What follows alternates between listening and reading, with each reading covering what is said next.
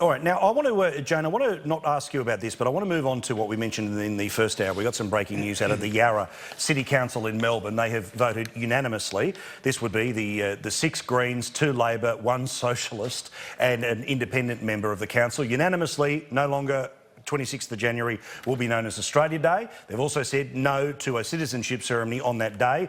Here is the Greens mayor in that part of Melbourne, which represents places like Fitzroy and Collingwood, once again leading the charge after they surveyed 300 of their 81,000 residents.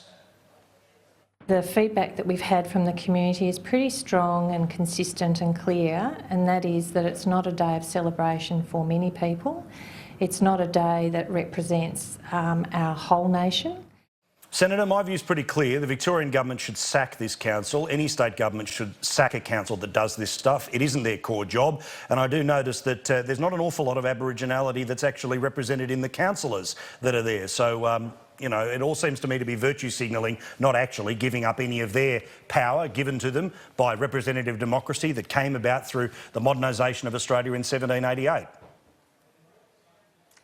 I have to admit that I recently met the Mayor of the City of Yarra, Councillor Amanda Stone, who is undoubtedly, you know, greener than a kale salad.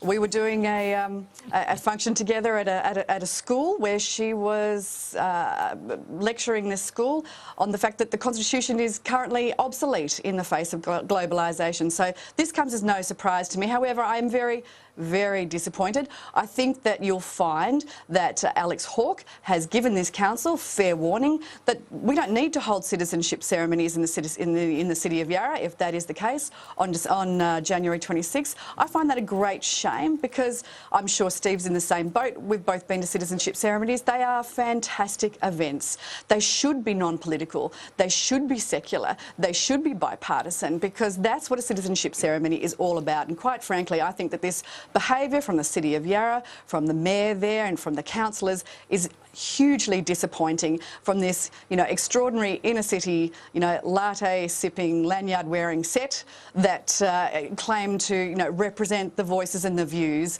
of a minority that hardly exists within that electorate. Extraordinary.